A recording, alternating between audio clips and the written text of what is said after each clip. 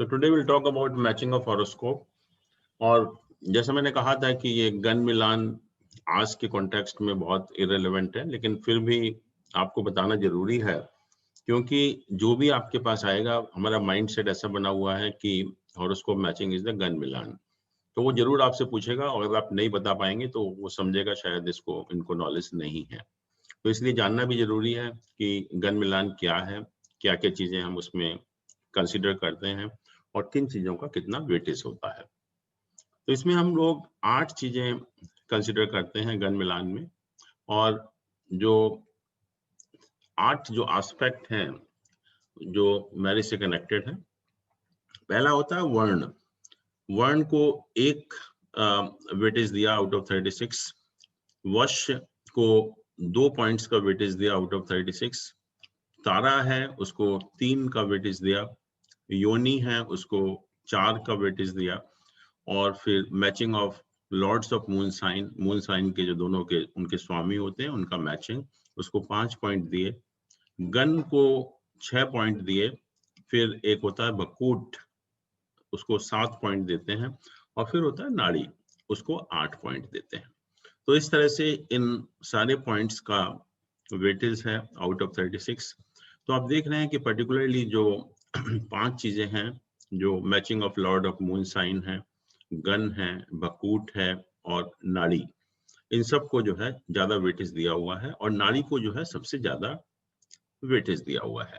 तो इन चीजों को हम देखेंगे एक एक करके, क्या हैं ये 8 चीजें और क्या उनका हमारी इम्प्लीकेशन होता है मैरिड लाइफ के ऊपर जो है।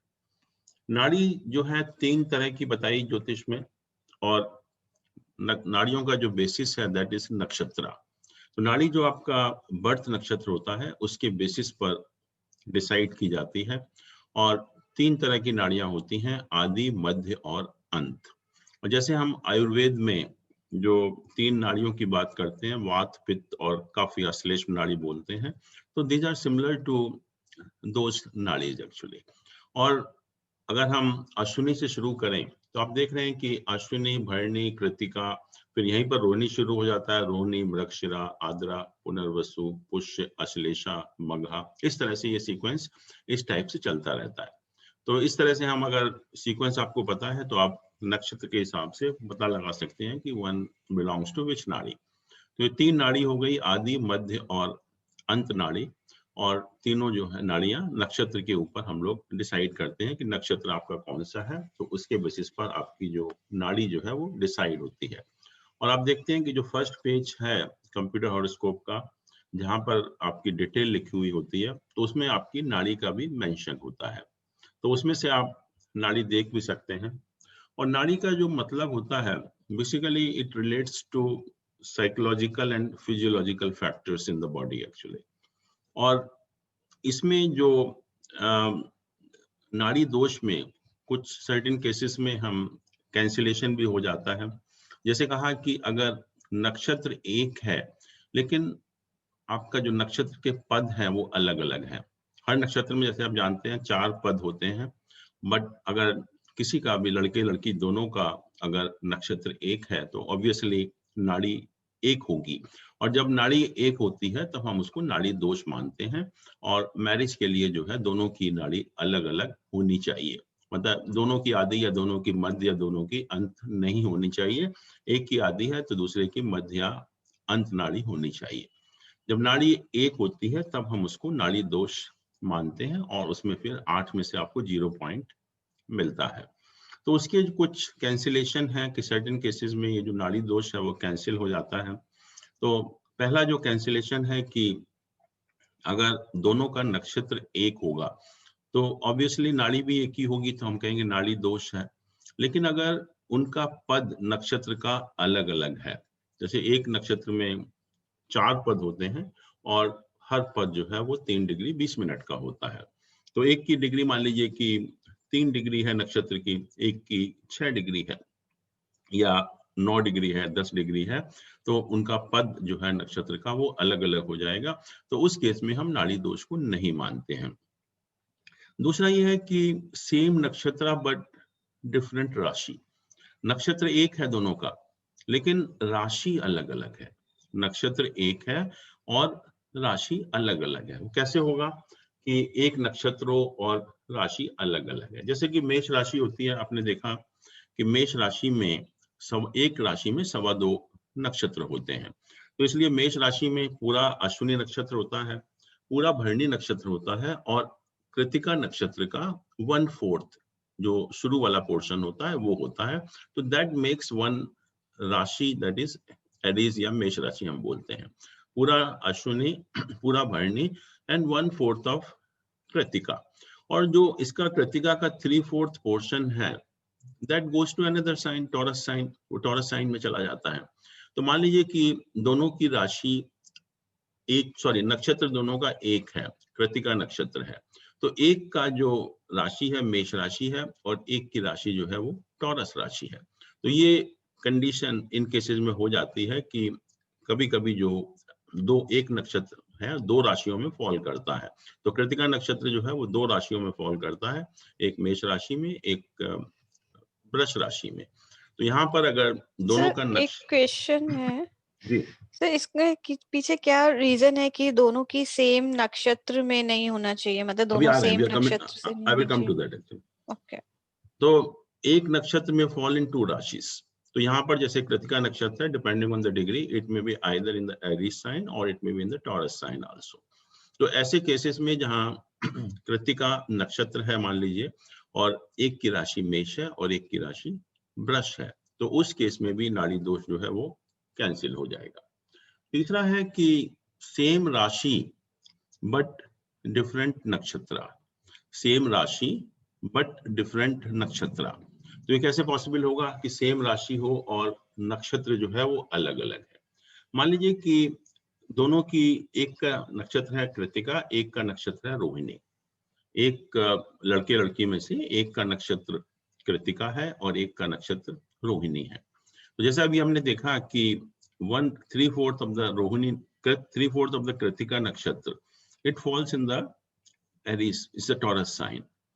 और जो 1/4 of the full Rohini falls in the Taurus sign. तो अगर राशि एक है, राशि टॉरस है मान लीजिए दोनों की, बट एक का नक्षत्र कृतिका है, एक का नक्षत्र रोहिणी है, क्योंकि दोनों ये नक्षत्र हैं, they part of this falls in the Taurus sign and this full falls in the Taurus sign. तो मान लीजिए एक का नक्षत्र कृतिका है, एक का नक्षत्र रोहिणी है, तो हम कहेंगे नाड़ी दोष है क्योंकि दोनों की नाड़ी एक है। लेकिन इस पर्टिकुलर केस में अगर कृतिका और रोहिणी जो है अलग अलग राशियों में फॉल कर रहे हैं, तो उस केस में भी नाड़ी दोष कैंसिल हो जाता है। अब क्वेश्चन ये है कि नाड़ी दोष के बारे में क्या कहा जो डिफरेंट एस्ट्रोलॉजिकल टेक्स्ट हैं, तो what they talk about this नाड़ी दोष, कि अगर नाड़ी दोष है तो क्या होगा। तो जो नारद संहिता है उसने कहा कि it has to be avoided because this is highly inauspicious and deadly for the couple, ये कहा एक बुक ने। और दूसरी जो वराहमिहिर ने कहा कि अगर दोनों की आदि नाड़ी है, लड़के और लड़की दोनों की अगर आदि नाड़ी है, तो it results in the separation और डाइवोर्स। और अगर दोनों की मध्य नाड़ी है तो there is a possibility of death of both. और अगर दोनों की अंत नाड़ी है तो it's extremely miserable and it may result in the widowhood actually. तो 3 वराहमिहिर ने कहा कि तीनों नाड़ियों को डिफाइन किया कि आदि है तो सेपरेशन डाइवोर्स होगा, मध्य है दोनों की तो डेथ की पॉसिबिलिटी होती है, और अगर अंत है दोनों की तो विडोहुड की पॉसिबिलिटी होती है। और वशिष्ठ ने यह भी कहा कि अगर लड़के और लड़की का नक्षत्र भी सेम है, राशि भी सेम है, पद भी सेम है, नक्षत्र भी सेम है, राशि भी सेम है और पद भी सेम है, that is very very inauspicious like death. और कुछ लोगों का ये भी ओपिनियन है, कुछ एस्ट्रोलॉजिकल टेक्स्ट ने ये भी कहा कि नाड़ी दोष जो है वो ब्राह्मण के लिए है, ना कि बाकी कास्ट के लिए। और वर्ण जो दोष है it matters most for Kshatriya caste, और जो गण दोष है that matters for Vaishya caste, और जो योनि दोष है that matters most for Shudra. और ये सब अलग अलग बातें कही। और अगर जैसे नाड़ी जैसे वात पित्त कफ है, ये बॉडी का जो मैंने कहा कि फिजियोलॉजिकल कैरेक्टरिस्टिक्स को रिप्रेजेंट करता है। जैसे हम कहते हैं कि वात नाड़ी वाले जो लोग होते हैं, they basically suffer from the problem of the winds actually, जैसे रूमेटिज्म वगैरह इस टाइप की प्रॉब्लम से सफर करते हैं, दर्द वगैरह होता है।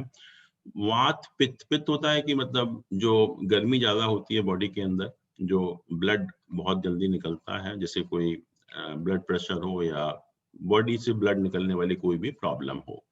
और कफ जो है स्लैश में होता है, वो फैट से कनेक्टेड होता है कि बॉडी में फैट की क्वांटिटी ज्यादा होती है और उससे जो प्रॉब्लम होती है वो होती है। तो जैसे हम लोग हिंदूज में सेम गोत्र को मैरिज रिकमेंड नहीं करते हैं, वो भी वही है कि जो आपकी बॉडी का जो फिजियोलॉजिकल फैक्टर्स हैं, something it is connected with the you can say genetical factors you can say actually में। और आज भी जो मॉडर्न व्यू यही है कि जो क्रॉस ब्रीड चिल्ड्रन होते हैं, their health is much better. और नाड़ी दोष भी उसी को एंडोर्स करता है। तो और नाड़ी दोष में जो मेन प्रॉब्लम होती हैं, जो आजकल भी जो लोगों के मॉडर्न एस्ट्रोलॉजर्स के जो व्यूज हैं, कि अगर दोनों की आदि नाड़ी है तो फाइनेंशियल प्रॉब्लम बहुत होती है, and there is always the perpetual shortages also. मध्य अगर है तो सीरियस एडजस्टमेंट इशू होते हैं, and they both of them they talk about need for the space, जो आजकल होता है कि हमें स्पेस चाहिए। तो अगर दोनों की मध्य नाड़ी है तो they need space means कि one is complete without another, it's not required, other person is not required actually। अंत का मतलब होता है कि ह्यूज वेस्टेजेस और विम्सिकल एटीट्यूड होता है अगर दोनों की नाड़ी अंत होती है। और ये भी कहा कि अगर आदि नाड़ी है दोनों की तो मेल विल डोमिनेट, मध्य नाड़ी है दोनों की तो फीमेल विल डोमिनेट, और अगर दोनों की अंत नाड़ी है तो देन द प्रॉब्लम कंटिन्यूस, आपस में लड़ाई वगैरह बहुत चलती है। और जो प्रॉब्लम ये भी कहा कि जो संतान होती है आपको, उसमें भी अगर नाड़ी दोष होता है तो संतान also suffers from some problem. और ये कहा कि अगर दोनों की आदि नाड़ी है तो फीमेल जो चाइल्ड होगा उसको प्रॉब्लम होगी, अंत नाड़ी है तो मेल चाइल्ड को प्रॉब्लम होगी, और अगर मध्य नाड़ी है तो दोनों को बच्चों को प्रॉब्लम हो सकती है। तो हम यही कंक्लूजन ड्रॉ करते हैं जो हमारी एस्ट्रोलॉजिकल टेक्स्ट है कि अगर दोनों की नाड़ी एक होती है तो derived of marital happiness, because या तो सेपरेशन और लॉस ऑफ पार्टनर है, या कोई सीवियर हेल्थ प्रॉब्लम होती है दोनों को, या फिर बच्चों को हेल्थ प्रॉब्लम होती है, या बच्चे प्रोजेनी का डिनायल भी होता है। तो तीन तरह की पॉसिबिलिटी जो हमारी एस्ट्रोलॉजिकल टेक्स्ट है उन्होंने बताई कि ये तीन तरह की पॉसिबिलिटी हो सकती है। बट जो देखा गया है, जो एक्सपीरियंस्ड है कि बहुत से हम लोगों ने केसेस देखे हैं जहाँ नाड़ी दोष होता है, but no such problem has been found actually. Only one problem is always there कि अगर नाड़ी दोष होता है तो उनके आपस में विचार नहीं मिलते। There is a difference of opinion even on the trivial, very trivial issues actually. तो अभी जब हस्बैंड वाइफ होते हैं, जो छोटी छोटी बात में उनका डिफरेंस ऑफ ओपिनियन होता है, वो पॉसिबिलिटी है अगर नाड़ी दोष हो। बट जैसा और केसेस में देखा गया कि ऐसी कोई प्रॉब्लम नहीं है, क्योंकि जहां तक संतान का सवाल है या डेथ का सवाल है, it will depend on so many other factors also. तो खाली नाड़ी दोष ही डिसाइड नहीं करेगा कि डिनायल ऑफ प्रोजेनी है, या लॉस ऑफ पार्टनर है, या हेल्थ प्रॉब्लम है। There are so many other factors. तो इसलिए अगर बाकी फैक्टर अगर ठीक होते हैं तो इस टाइप की प्रॉब्लम आजकल के टाइम में नहीं देखी गई है। But as I told you that one thing is definite कि अगर नाड़ी दोष है तो there is always difference of opinion between husband and wife, even on a very trivial issues। फिर उसके बाद जो एस्पेक्ट हम कंसिडर करते हैं उसको हम भकूट कहते हैं, भकूट दोष। और भकूट का मतलब होता है कि matching of the moon science, जो आपके दोनों के लड़के और लड़की के जो मून साइन है उनका आपस में क्या रिलेशन है। सिर्फ हम मून साइन, जैसे मान लीजिए कि एक का मून साइन टॉरस है, एक का कैंसर है, तो उसमें हमने रिलेशन काउंट किया कि आप अगर टॉरस से कैंसर काउंट करेंगे तो 3 आएगा, और अगर कैंसर से टॉरस काउंट करेंगे तो 11 आएगा। तो हम कहते हैं कि वो रिलेशन 3-11 हो गया। एक की राशि मान लीजिए एरीज है, मून साइन एरीज है, और एक का वर्गो है, तो एरीज से वर्गो काउंट किया आपने 6 आया, और वर्गो से एरीज काउंट किया तो 8 आया। तो हम कहेंगे कि उनका आपस में जो मून साइन का रिलेशन है वो 6:8 है। तो इसी तरह से हम दोनों just a clarification, moon sign means when moon is in the lagna, we have to look at the sign. No. The sign in which moon is placed. I see. Okay, got it. Sign in which moon is placed. मान लीजिए moon आपका taurus sign में, हम कहते हैं ना जन्म राशि आप कहिए उसको, कि दोनों की जो जन्म राशियां हैं उसमें आपस में क्या रिलेशन है। तो we are not considering the Lord here, we are just considering the sign itself actually. Understood. तो जैसे मैंने कहा कि मान in the lagna chart where the moon is placed. हाँ, in the lagna chart only of course. जो birth के time जो पोजीशन है जोडियक में मून की, वो किस राशि में है, या जिसको हम जन्म राशि भी बोलते हैं, कि दोनों की हमें जन्म राशियां देखनी है और दोनों की जन्म राशियों में आपस में क्या रिलेशन है वो देखना है। और अगर 12 साइन होते हैं टोटल, और अगर 12 साइन का आप रिलेशन देखें, तो there is a possibility of this 6 और 7 टाइप ऑफ रिलेशनशिप। 7:7, एक का एरीज है, एक का लिब्रा है, तो आप एरीज से लिब्रा काउंट करिए, लिब्रा से एरीज काउंट करिए, दोनों के इसमें साथ साथ आएगा, तो 7:7 का रिलेशनशिप हो गया। दोनों की राशि मान लीजिए एक ही है, टॉरस है दोनों की, तो relation is 1:1।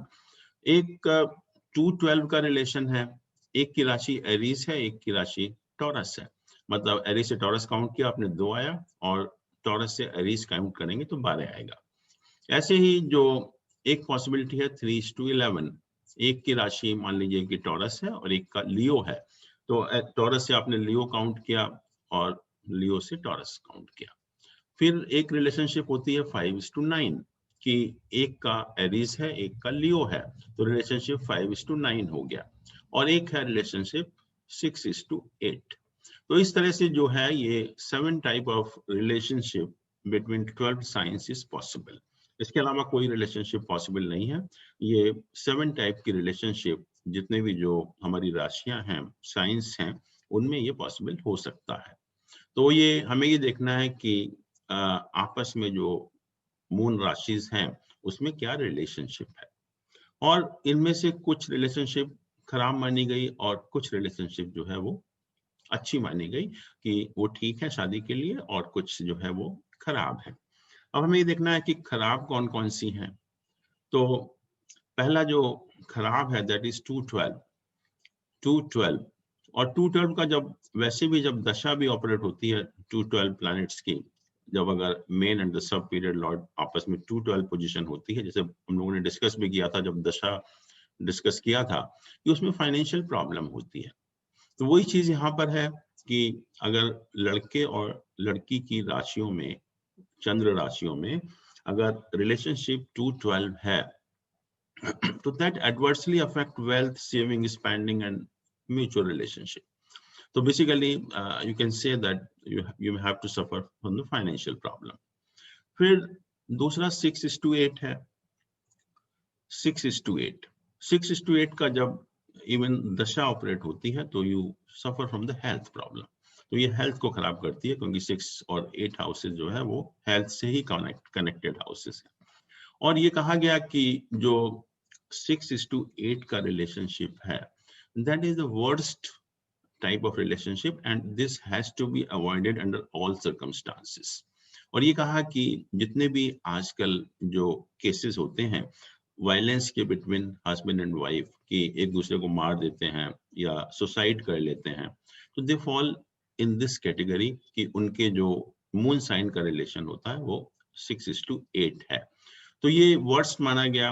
It adversely affected the health and the longevity of the couple. और जितने भी आजकल जो suicide, murder between husband and wife, they all fall in this category. तो इसको हमें किसी तरह से अवॉइड करना है। अब 2:12 जैसे मैंने कहा कि आपके फाइनेंसिस को adversely affect करेगा, but that is not so important because financial position will depend on so many other factors also. But 6:8 is definitely bad, और इसको हमें किसी ना किसी तरह से अवॉइड करना है। And the third bad combination is 5:9। Now the question is कि व्हाई 5:9 इज सो बैड, कि 5 और 9 तो बहुत अच्छे घर हैं, तो इनका जो रिलेशन शादी के लिए अच्छा क्यों नहीं है? आप देखते हैं कि 5 और 9 जो हाउसेस हैं, both are related to the religion and spiritualism.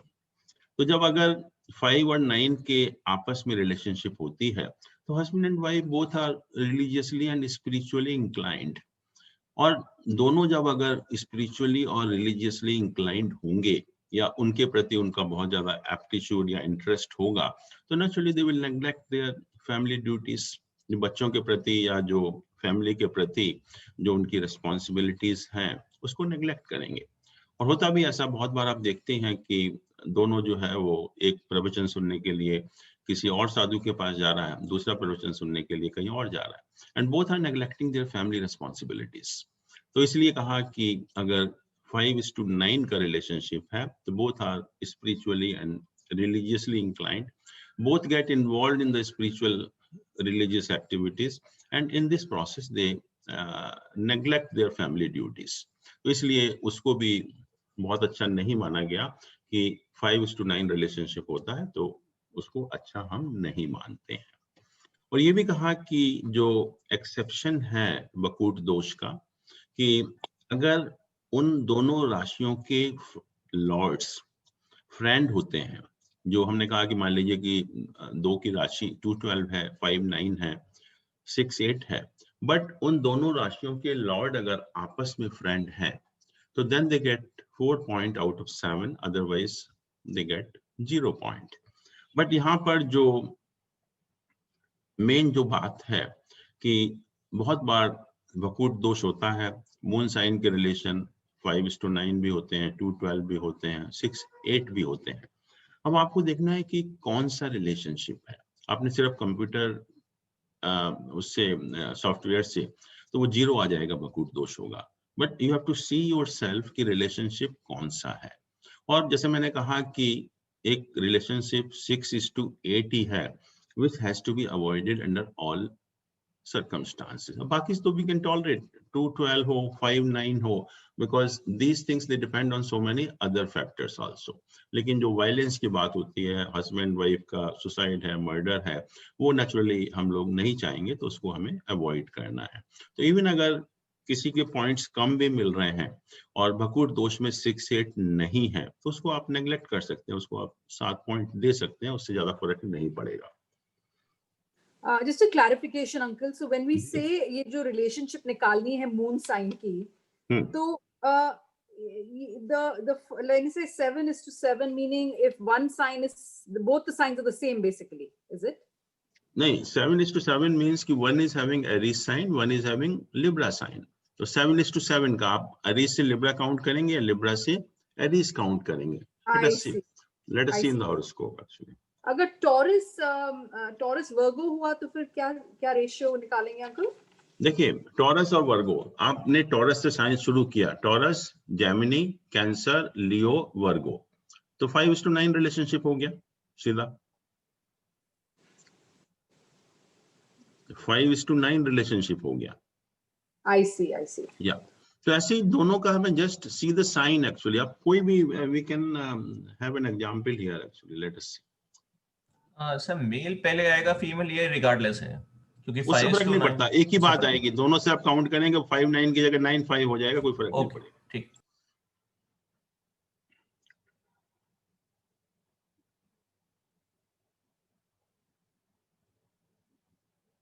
ये देखिए, ये मान लीजिए एक का हॉरोस्कोप है, ये दूसरे का हॉरोस्कोप है। अब इन दोनों के मून साइन देखिए, इसमें मून किस नंबर में है? 10 नंबर में। तो ये मून राशि कैप्रिकॉर्न हो गया इसका, राइट? और इसका मून साइन कहां पर है? कैंसर साइन में। तो एक का कैंसर है, एक का वर्गो है। तो कैंसर से आप वर्गो काउंट करिए, 4, 5, 6, 7, 8, 9, 10।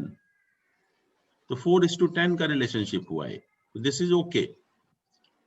अगर आपने कैंसर से वर्गो कैंसर से कैप्रिकॉर्न काउंट किया, तो कैंसर से जब कैप्रिकॉर्न काउंट करते हैं तो इट कम्स 6 4 8 5 6 relationship 7 8 9 10 7 आया। तो ये जो रिलेशनशिप बना, कौन सा बना? एक से आपने काउंट किया 7 आया, और दूसरे से जो काउंट करेंगे वो देखिए। तो 7 5 होगा। Is it 7 5? नहीं, नॉट 5 7। 7।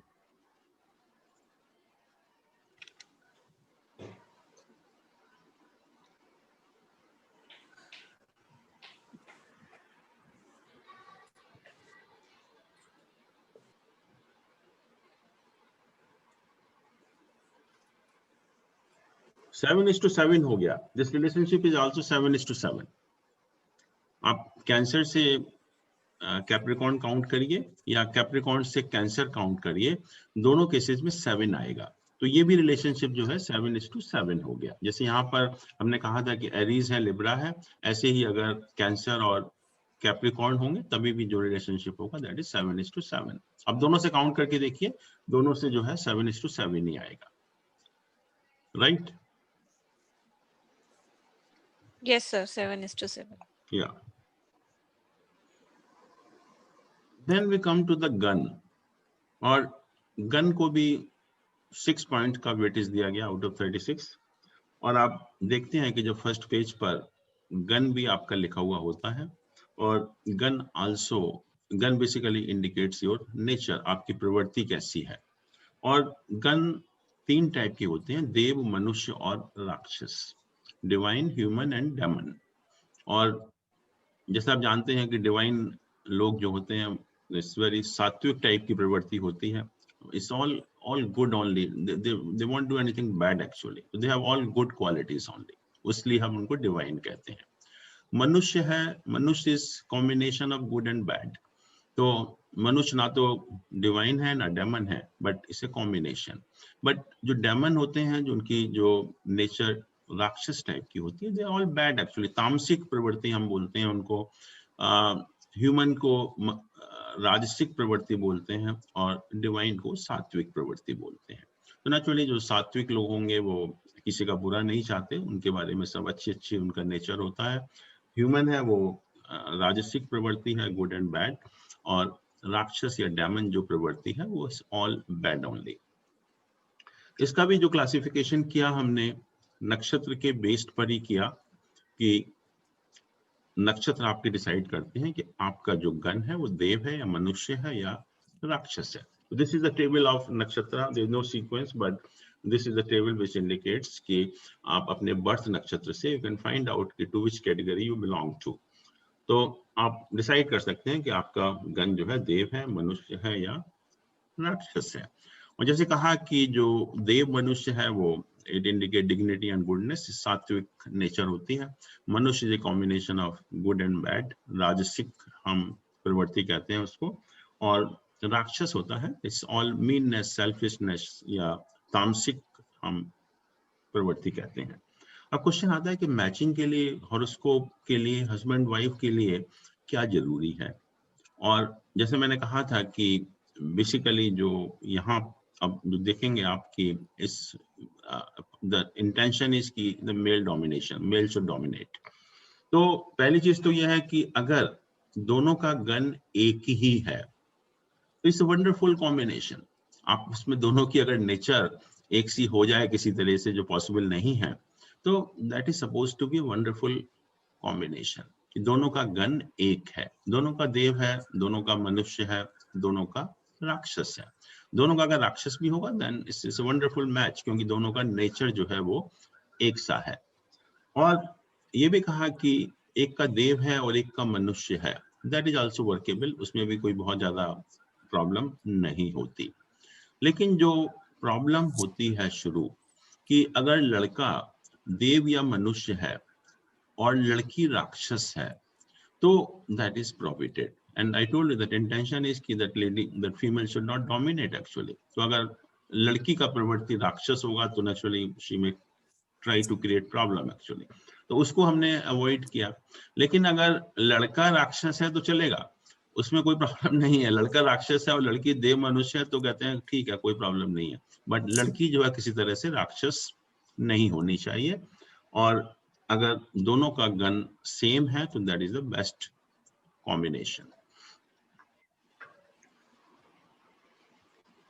अभी हम लोगों ने जो बकूट दोष में वी मैच द, तो उसमें गन में फिर कैसे पॉइंट्स देंगे अगर 6 पॉइंट्स मिलते हैं गन को? हाँ, so how do allocate the points then? देखिए दोनों का अगर गन एक है तो they get all the 6 points. जैसे दोनों का देव है, दोनों का मनुष्य, दोनों का राक्षस है। फिर ऐसे ही एक का देव है, एक का मनुष्य है, तो देन दे गेट 5 पॉइंट्स। एक का देव है और एक का मनुष्य है, then also they get 5 point. एक केस में ये हो सकता है कि लड़के का जो नक्षत्र है वो देव या मनुष्य है और लड़की का राक्षस है, दे गेट 0 पॉइंट।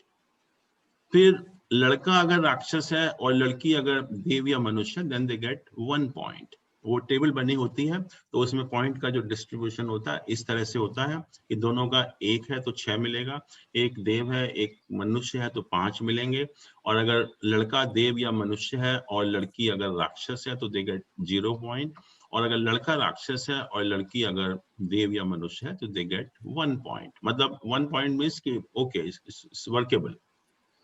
तो ये ऐसे एक्चुअल में होता है कि जिसका जो गन है उस तरह की उसकी टेंडेंसी होती है नेचर नेचुरली में? वो यही तो कहा कि जो हमारे मून साइन है, जब आप नक्षत्रों को स्टडी करेंगे तो नक्षत्र इंडिकेट द बेसिक नेचर। जैसे राशियां आपकी नेचर को रिप्रेजेंट करती हैं, इसी तरह से नक्षत्र भी जो है वो आपके नेचर को रिप्रेजेंट करते हैं।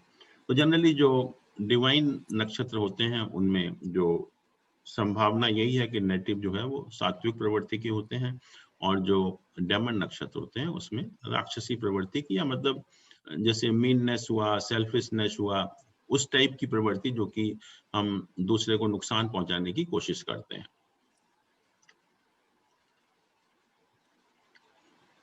Now we come to the matching of lord of moon science.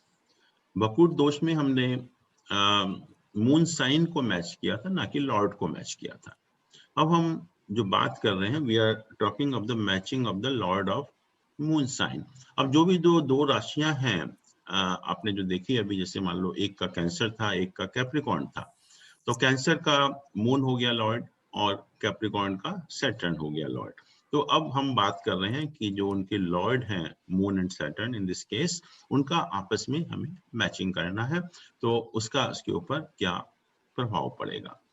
तो ये कहा कि अगर दोनों के मून साइन के लॉर्ड म्यूचुअल फ्रेंड हैं, दोनों के मून साइन के लॉर्ड अगर म्यूचुअल फ्रेंड हैं, जैसे मान लीजिए कहा कि एक का सन है लॉर्ड और एक का जुपिटर है, तो दोनों आपस में फ्रेंड हो गए एक दूसरे के, तो हम कहेंगे कि जो आपस में रिलेशनशिप है वो म्यूचुअल फ्रेंड की रिलेशनशिप है, तो उन केस में उनको 5 पॉइंट मिल जाते हैं। बट अगर एक न्यूट्रल है और दूसरा फ्रेंड है तो देन दे गेट 4 पॉइंट। एक फ्रेंड है एक एनिमी है, देन दे गेट 1 पॉइंट, और अगर म्यूचुअल न्यूट्रल होते हैं तो दे गेट 3 पॉइंट्स, और अगर एक न्यूट्रल है एक एनिमी है दे गेट हाफ पॉइंट, और अगर दोनों म्यूचुअल एनिमी होते हैं दे get 0 point. Mutual enemy means कि let's say sun and Saturn, तो सन का एनिमी सैटर्न भी है और सैटर्न का एनिमी सन है, तो दोनों म्यूचुअल एनिमी हो गए एक तरह से, तो दे गेट 0 पॉइंट। और अगर दोनों का लॉर्ड अगर सेम है, एक का मान लीजिए कि कैप्रिकॉर्न है एक का एक्वेरियस है, एक का सेजिटेरियस है एक का पाइसेस है, तो भी जो है they get 5 points. And lord of moon sign indicate कि जो आपस में अफेक्शनेट रिलेशनशिप होता है या ठीक तरह से जो रहते हैं हस्बैंड एंड वाइफ, वो उसका जो लॉर्ड ऑफ मून साइन के ऊपर काफी उसका इन्फ्लुएंस आता है।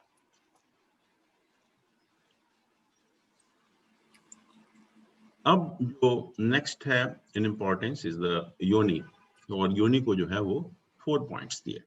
और अगर आप देखेंगे कि जब फर्स्ट पेज पर योनि भी आपकी लिखी होती है और योनि के आगे किसी न किसी एनिमल का नाम लिखा होता है, तो बहुत से लोग सोचते थे कि यार योनि हम पिछले जन्म में ये थे या वो थे, but all can not be animal in the past life. तो योनि इज नॉट कि आप पिछले जन्म में क्या थे, योनि is basically the sexual compatibility between husband and wife actually. और ये जो नाम होते हैं जानवरों के वगैरह की जो है, they indicate the sexual instinct in those animals. तो उस टाइप का जो सेक्सुअल इंस्टिंक्ट होता है उसको रिप्रेजेंट वो करते हैं। तो जैसे जस्ट फॉर एग्जांपल की अश्विनी का जो योनि है हॉर्स है, भरणी का जो योनि है एलिफेंट है, कृतिका की योनि है गोट है, रोहिणी की जो स्नेक है मृगशिरा स्नेक है, आद्रा डॉग है। तो इस तरह से जैसे कुछ में मेल भी होता है, जैसे पूर्व भाद्रपद में ह्यूमन है मेल है, धनिष्ठा में ह्यूमन है फीमेल है। बाकी सब केसेस में you find the name of some animal which indicate the sexual instinct in those animals। और ये जो एनिमल्स के नाम हैं उसमें आप देख रहे हैं कुछ रिलेशनशिप होता है, कुछ आपस में फ्रेंड होते हैं, कुछ न्यूट्रल होते हैं, कुछ एक दूसरे के एनिमी भी होते हैं। और अगर दोनों की सेम योनि है, हस्बैंड एंड वाइफ की, अगर they belong to the same yoni, दोनों का एलिफेंट है लायन है जो भी है, मतलब अगर तो देयर इज सेक्सुअल कंपैटिबिलिटी, तो उसमें जो है वो 4 पॉइंट उनको मिल जाते हैं। और अगर दोनों की जो योनि है, if they have a mutual friend relation, जैसे ये जो एनिमल्स हैं, काउ है, डियर है, ऑक्स है, बफेलो है, ये एक तरह के म्यूचुअल फ्रेंड है एक्चुअली में। तो इस टाइप की अगर योनि होती है, म्यूचुअल फ्रेंड की योनि होती है, तो they gate 3 points out of 4 points. अगर म्यूचुअल न्यूट्रल होते हैं, और म्यूचुअल न्यूट्रल कैसे होते हैं, जैसे एलिफेंट है, काऊ है, कैट है, डॉग है, ये आपस में न्यूट्रल रहते हैं, एक दूसरे को डिस्टर्ब नहीं करते हैं, तो उस केस में 2 पॉइंट मिल जाते हैं। और अगर म्यूचुअल एनिमीज हैं, जैसे आपने देखते हैं सांप और नेवला, या snake and mongoose, elephant and lion, horse and buffalo, cow and tiger, dog and deer, cat and rat, तो बाई चांस अगर इस टाइप की अगर योनि होती है हस्बैंड एंड वाइफ में, then it's really bad actually from the point of view of sexual compatibility. Sir इसमें ह्यूमन वाला कौन सी कैटेगरी में आएंगे? अगर साथ में ह्यूमन हो, एक ह्यूमन दोनों हो और ह्यूमन है एक तो कोई दोनों एनिमल हो। अगर ह्यूमन है तो आई टोल्ड यू, ऊपर लिखा हुआ है कि सेम योनि पर 4 नहीं, नंबर मिलते हैं। अगर एक इनमें से कोई एक एनिमल है और एक का ह्यूमन है, हाँ, तो एनिमल कौन सा है उसके ऊपर डिपेंड करेगा। जैसे मान लीजिए कि काऊ है, डियर है, इस टाइप के एनिमल हैं, तो एक फ्रेंडली बफेलो है, फ्रेंडली हो जाएगा। कुछ जैसे स्नेक है तो स्नेक से आप डरते हैं। कुछ एनिमल इसमें हैं जैसे कि ऑक्स हुआ, या टाइगर हुआ, या एलिफेंट हुआ, रैट हुआ, तो ये सब एनिमी में आ जाएंगे आपके। और अगर दोनों जैसे हस्बैंड वाइफ की मान लो मेल आता है ह्यूमन, इट्स तो भी बेस्ट क्या ठीक एक्चुअली। है? हाँ, फिर तो कहा सेम योनि हो गई दोनों की, दोनों Okay. की योनि जो है वो सेम हो गई, तो then it is 4, they get 4 points, right. तो एक छोटा सा क्वेश्चन है जी, कि मंजर क्या होता है? MANJAR। एक मिनट, इसमें कहाँ है? ये योनि में एक जानवर का नेम है, दैट्स मंजर, मंजर, MANJAR। मेरे ख्याल में मंजर इज समथिंग समथिंग, बिल्ली। मे बी सम ऑक्स और सम, कुछ उसको बोलते हैं, किसी जानवर को बोलते हैं। अभी मैं इंटरनेट पे रिसर्च कर रही थी तो उसमें फूलों का गुच्छा आ रहा है लिखा हुआ। नहीं, मोस्ट प्रोबेबली आई थिंक मंजर शायद, मेरे ख्याल में ऑक्स है शायद, but it is some animal actually. And मेष क्या होता है अंकल? MESH। हाँ जी, MESH, मेष योनि। आई थिंक दैट मेष शुड तो बी वही हो रैम। गया जो रैम हो गया। रैम। रैम, ये आप इसको जैसे लिखा है ना, रैम ये लिखा हुआ है पुश। I see. मेष should be ram, but I don't know मेष, what's बिकॉज मंजर। Symbol is the RAM actually, तो उसको मेष योनि कह दिया हमने, but that indicates RAM actually. But manjar is also definitely a name of some animal, but as far as I can think, it's like ox only. ये मंजर देवनागरी है, हिंदी नेम तो नहीं नहीं रिफ्लेक्ट हो रहा है नहीं, इसमें। this is a name of some animal actually. Hindi नाम ही है उसका। मुझे हिंदी में रिफ्लेक्ट नहीं हो रहा है, मैं हिंदी डिक्शनरी देख रही हूँ इंटरनेट पे, तो इसका नेम रिफ्लेक्ट नहीं हो रहा है हिंदी में। देखिए, फूलों का गुच्छा everyone ही आ should रहा है try, कल नेक्स्ट टाइम पे देखेंगे कि everyone can look into the dictionary meaning of manjar actually.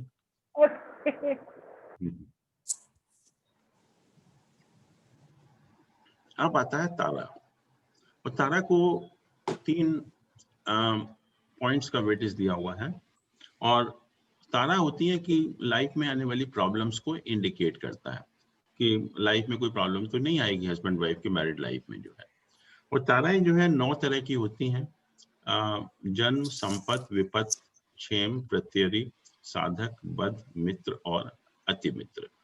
जन्म means birth, sampat is prosperity, विपत्तियां मीन्स की प्रॉब्लम्स और danger in the life actually, kshem is favour, good, pratyayi, as you know, pratyayi means the enmity, आपस में दुश्मनी जो होती है, that is enmity. Sadhak is helpful, vadh is again obstruction, yeah, it's not supposed to be good actually. Mitra is friend and Atimitra is intimate friend. तो इसमें से जो 4 ताराएं होती हैं, जन्म है, विपत है, प्रत्ययी है और बद्ध है, जैसे नाम से इंडिकेट है, तो चारों ताराओं को अच्छा नहीं माना गया और बाकी ताराएं जो है वो ठीक है। जन्म है, it also indicate some problem in the married life. विपत्तियां हैं तो again dangers in the married life, और प्रत्ययी है तो आपस में एनिमिटी होती है, और बद्ध अगर है तो नेचुरली जो हमने अभी 6-8 बकूट दोष देखा था, उस टाइप की सिचुएशन हो सकती है। तो सर जन्म का एक बार दोबारा क्लियर करेंगे? जन्म मीन्स कि बर्थ के टाइम जो प्रॉब्लम होती है, जैसे परेशानियां, दुख होते हैं, तो उस टाइप का मतलब उसको अच्छा नहीं माना गया। और हाँ, तो मतलब प्रोजेनी के टाइम पे या मतलब जो नहीं, हम या मैचिंग ऑफ हॉरोस्कोप की बात कर रहे हैं। Okay, we are talking of matching of horoscope. जन्म मीन्स इंडिकेट सम प्रॉब्लम्स, तो इसलिए उसको अच्छा नहीं माना गया for the purpose of matching of tara. तो इसमें जो तारा हमने कहा ना, 4 ताराएं अच्छी नहीं मानेंगी, जन्म, विपत, प्रत्ययी और बद्ध तारा जो है 4 अच्छी नहीं मानेगी। अब हम क्या करते हैं कि लड़के और लड़की की तारा निकालते हैं मैचिंग के पर्पस के लिए। तो लड़के का तारा निकालने के लिए हम क्या करते हैं कि लड़के के नक्षत्र से लड़की के नक्षत्र को काउंट करते हैं, लड़के के नक्षत्र से लड़की के नक्षत्र को काउंट करते हैं और उसको 9 से डिवाइड कर देते हैं। And whatever is the remainder will be 1 to 8 and 0, तो 0 मीन्स 9 ओनली, तो दैट विल इंडिकेट कि उसकी क्या तारा है। ऐसे ही लड़की की तारा निकालने के लिए हम लड़की के नक्षत्र से लड़के के नक्षत्र तक काउंट करते हैं और उसको 9 से डिवाइड कर देते हैं, that indicates the tara of girl actually. और इन दोनों की ताराओं के हिसाब से there is a table actually, so from that table you can match these 2 तारास कि लड़के की तारा क्या है, लड़की की क्या है, out of 9, और उसके हिसाब से उसमें उनको out of 3 they get some points actually। तो वो हम देख लेते हैं कि तारा इस तरह से। एक छोटा सा क्वेश्चन है, थोड़ा जोर से बोलिए, आवाज आपकी बहुत कम आ रही है। हम इसमें लेवल, अभी आवाज आ रही है सर? हाँ, बेटर है थोड़ा सा। So I have a small question, ये जो let's take for example ज्येष्ठ नक्षत्र है, तो इसमें कौन सा 4 पद, कोई भी एनी नक्षत्र, तो उसके हम पद को कंसिडर करते हैं या स्ट्रेट अवे होलसम नक्षत्र को ही देखते हैं? नहीं, whole, we are not considering pad here actually, कि हम हाँ, तो सिर्फ जैसे मान लीजिए कि एक का अश्विनी नक्षत्र है और एक का मघा है, तो अश्विनी से हमने मघा काउंट किया, 10 नंबर आया, और 10 को हमने 9 से डिवाइड किया, तो रिमाइंडर इज 1, कि इसका मतलब तारा उसकी जन्म तारा हो गई। तो we are not counting the padas, we straight away counting the nakshatra only. Thank you sir. Now vashya, vash means कि एक दूसरे के वश में रहना, और you can say mutual attraction between the couple actually. उसको 2 पॉइंट दिए, और ये आपकी राशियों के ऊपर डिपेंड करता है। Now this is the aspect which is based on the राशि based, not नक्षत्र based। और इसमें जो आपकी मून राशि है उसी को हम कंसिडर करते हैं, और जो सिंबल आपको बताए गए थे राशियों के, उसके ऊपर ही ये बेस्ड है। जैसे एरीज जो साइन है उसका सिंबल रैम होता है, तो उसको हमने कहा चतुष्पाद राशि है, ये चतुष्पाद राशि है। टॉरस का जो सिंबल था बुल था, तो bull is also Chatushpada.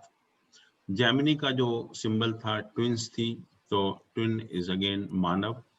Then Cancer was crab actually, और क्रैब को हमने कीट भी कह सकते हैं और जलचर भी कह सकते हैं। That's why cancer falls under keet and the jalchar actually.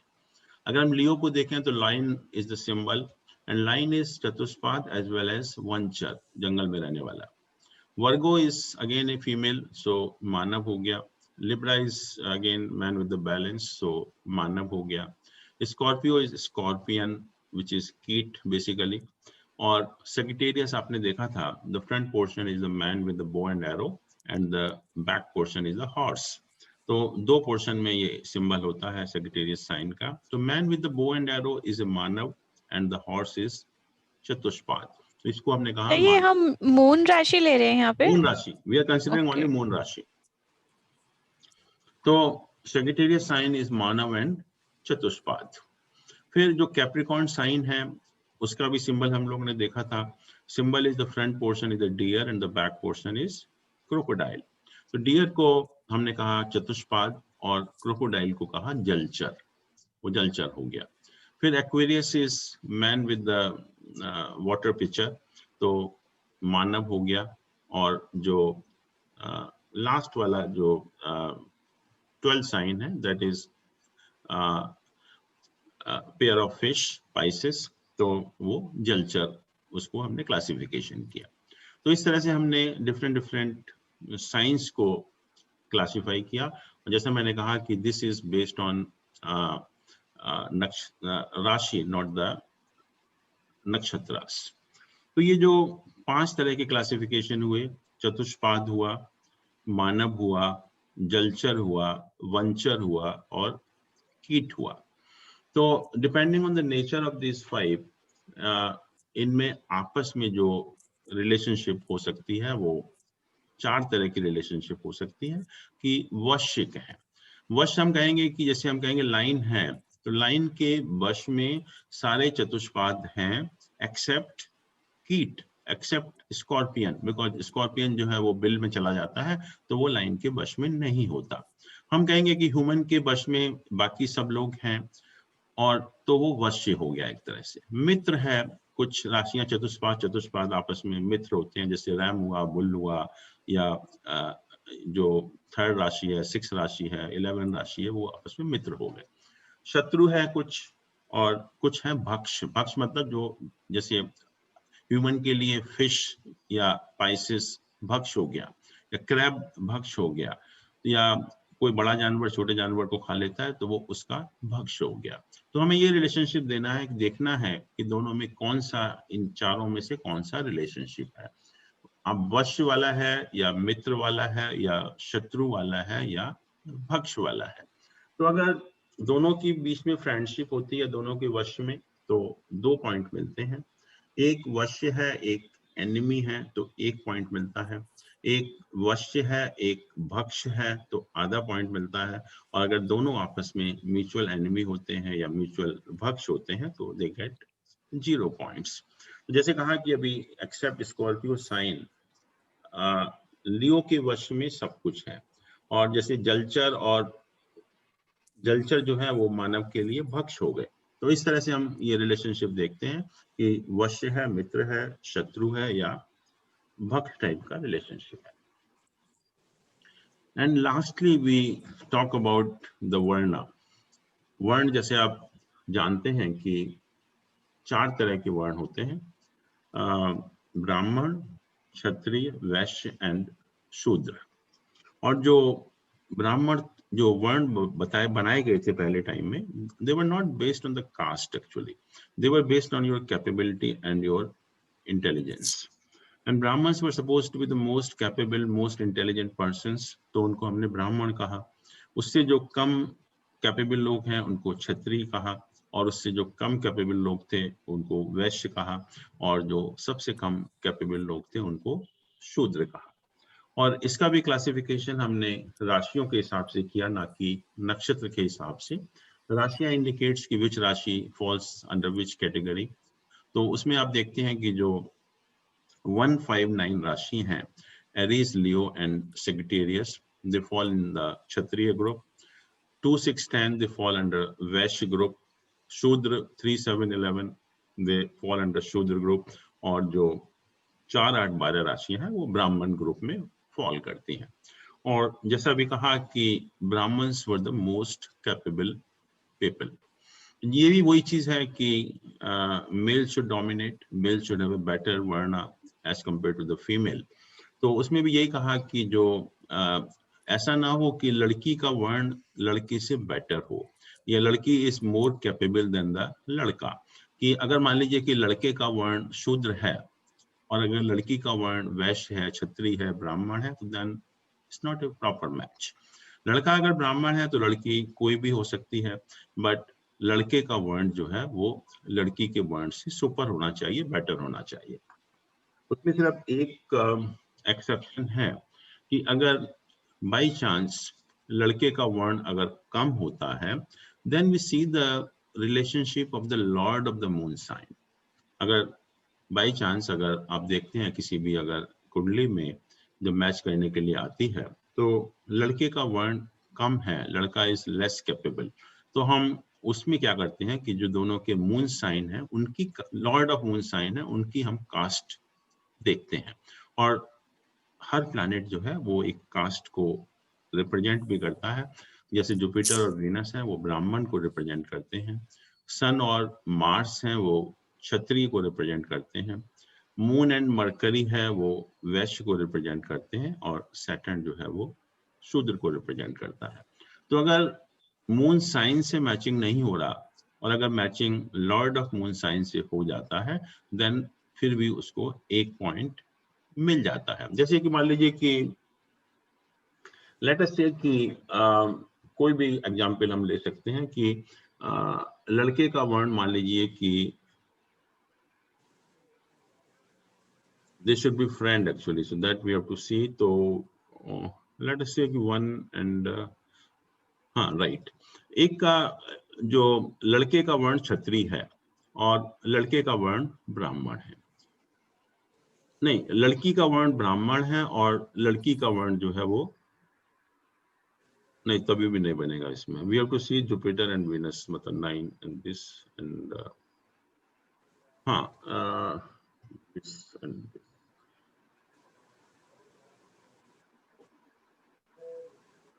7 and 12 हो जाएगा। 10 and 12 देखिए, हाँ 10 and 12 इज ओके। मान लीजिए कि लड़के का वर्ण 10 सॉरी राशि 10 नंबर है और लड़की की राशि 12 नंबर है, तो लड़के का जो लड़की का वर्ण है वो हायर है, तो इसमें 0 पॉइंट मिल रहा है। फिर हम इनके लॉर्ड को देखा तो यहाँ पर लड़की का नहीं, फिर भी हायर हो गया ना उसमें भी। नहीं 7, सर, 2 और 12 सर, 2 और 12 2 and 12 पर दोनों एक हो गए ना, दोनों एक ही हो गए। लेट अस से 5 and 12, 5 and 12 इज ओके या। तो लड़की का वर्ण 5 है और लड़की का वर्ण 12 है, सॉरी राशि जो है लड़की की 12 है और लड़के की 5 है। तो हमने क्या किया कि जो लड़के का वर्ण है वो कम है, मतलब इज लेसर कैपेबल, तो इसमें 0 पॉइंट मिला। फिर हमने इनके लॉर्ड को देखा, इसका लॉर्ड सन है और इसका लॉर्ड जुपिटर है, फिर भी हायर हो गया वो इसमें भी जो है। This is not applicable. Uncle friends निकालने हैं तो 5 and 7 इज ओके। 5 and 7 कि लड़की का जो है वो 5 है और लड़के का जो है वो 7 है, दिस इज ओके। तो 5 and 7 है तो लड़का शूद्र है, लड़की क्षत्रिय है, तो मैच नहीं हो रहा। बट इसका अगर आप लॉर्ड देखेंगे, इसका लॉर्ड वीनस है, तो वीनस इज ब्राह्मण और इसका लॉर्ड क्षत्रिय है, तो अब यहाँ मैच हो जाता है बिकॉज ब्राह्मण इज बेटर देन क्षत्रिय, तो दे गेट 1 पॉइंट। तो इस तरह से हमें अगर मून साइन में मैच नहीं हो रहा तो we can see even the lord of the moon sign, और अगर lord of the moon sign अगर मैच करते हैं तो फिर मैरिज इज रिकमेंडेड और they get 1 point out of that 36। तो ये 36 पॉइंट की डिटेल है कि ये 8 एस्पेक्ट हम लोग कंसिडर करते हैं और सबसे ज्यादा वेटेज जो है वो नाड़ी को मिलता है। और नॉर्मली जो है हम लोग पॉइंट्स को नहीं देखते हैं, फिर भी अगर कुछ देखना भी है तो 2 चीजें आप ध्यान रखिए कि अगर नाड़ी दोष होता है तो वो थोड़ा सा मतलब एक कॉज ऑफ कंसर्न कि आपस में जो है बिल्कुल भी विचार नहीं मिलते हैं। और सेकेंडली अगर बकूट दोष अगर है तो 6-8 वाला नहीं होना चाहिए, बाकी कोई भी अगर बकूट दोष है तो ऐसी कोई प्रॉब्लम नहीं है। तो इन दो चीजों का अगर आप ध्यान रखेंगे तो मेरे ख्याल में कोई ऐसी प्रॉब्लम नहीं होगी कि नाड़ी दोष normally is not recommended actually, और बकूट में 6-8 रिकमेंड नहीं करते हैं, और बाकी हम लोग ऐसा कोई उसका रेलेवेंस नहीं होता है। सर बट जैसे गन में था ना, गन में ही था ना शायद ये सर, देवता और राक्षस गन, करेक्ट। तो सर फिर वो भी इम्पोर्टेंट हो जाता है फिर, क्योंकि उनकी भी आजकल आपस के में टाइम बनेगी में नहीं। आजकल के टाइम में इतना इम्पोर्टेंट नहीं है। इम्पोर्टेंट इसलिए नहीं है कि पहले टाइम में जो हमारा सोसाइटी थी बिल्कुल अलग थी, कि मान लीजिए कि लड़का है तो they were allowed to do everything actually, और लड़की को कुछ अलाउड नहीं था। बट आजकल तो बोथ आर सेम एक्चुअली, तो मुझे नहीं लगता कि वो कुछ गन वगैरह इतना मैच का इतना परेशानी होगी उसमें। जो है वो सिस्टम अब बिल्कुल ही चेंज हो गया पूरा का पूरा। पहले तो ये नहीं था कि लड़की अगर कहेगी कि नहीं मैं भी अगर ड्रिंक करूंगी तो that was not allowed actually, but आजकल तो इट्स वेरी कॉमन एक्चुअली, तो इसलिए उसका मेरे ख्याल में इतना फर्क नहीं पड़ता आजकल के टाइम, आजकल की सोसाइटी में जो है। अब जो साउथ इंडियन सिस्टम है उसमें भी हम लोग कुछ चीजों को कंसिडर करते हैं, वहाँ पॉइंट्स का बेसिस नहीं है, but even then we consider some aspect as far as matching is concern. तो उसमें 10 चीजें हम कंसिडर करते हैं। एक को दीन बोलते हैं, गण, महेंद्र, स्त्री दीर्घा, योनि, राशि, राशि लॉर्ड, वश्य, रज्जु, वेद एंड नाड़ी। 10 पॉइंट है, और 10 में से हम 5 ऑलरेडी कंसिडर कर चुके हैं जो नॉर्थ इंडियन सिस्टम में। Gun we have seen, yoni we have seen, matching of rashi we have seen, matching of rashi lord we have seen, and matching of vash जो है वो भी हम लोगों ने देख लिया। अब सिर्फ ये 5 पॉइंट बचते हैं। दीन है, महेंद्रा है, स्त्री दीर्घा है, रज्जु है और वेद है। तो इसके ऊपर थोड़ा सा हम जस्ट विल गो थ्रू कि क्या है। और जैसे दीन है तो दीन इज बेसिकली जो आपस में जो बर्थ स्टार है उनकी एडेप्टेबिलिटी, और कहते हैं कि it enhances the health and the longevity of the couple actually. जैसे अभी 9 ताराओं की हमने बात की, जन्म, संपद, विपद, क्षेम, प्रत्यय, साधक, बद, मित्र और अति मित्र। तो हम क्या करते हैं कि लड़की के नक्षत्र से लड़के के नक्षत्र तक काउंट करते हैं। लड़की के नक्षत्र से लड़के के नक्षत्र तक हम काउंट करते हैं। और अगर ये इवन नंबर होता है, इवन नंबर मीन्स कि ये जो एक वाला है, विपत है, प्रत्यरी है, वध है, ये नहीं होना चाहिए। इनको छोड़कर अगर कोई भी नंबर आता है तो then it is a good dina matching. और यहाँ पर एक बात और भी कही which is very very important from the South Indian system, कि अगर बाई चांस लड़की का जो नक्षत्र है वो या तो मृगशिरा है या मघा है या स्वाति है या अनुराधा है। अगर लड़की का नक्षत्र इन चारों में से कोई भी अगर एक नक्षत्र है तो कहते हैं फिर आपको मैचिंग करने की जरूरत नहीं है, that with that girl you can straight away go for marriage.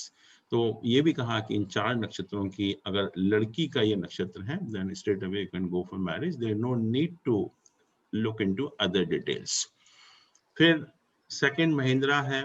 Mahindra कहा कि this is good for progeny, prosperity and exalted living. इसमें भी वही है कि हम लड़की के नक्षत्र से लड़के के नक्षत्र तक काउंट करते हैं, और काउंट करने में अगर ये 1, 4, 7, 10, 13, 16, 19, 25 आता है तो this is suppose to be a good Mahendra matching.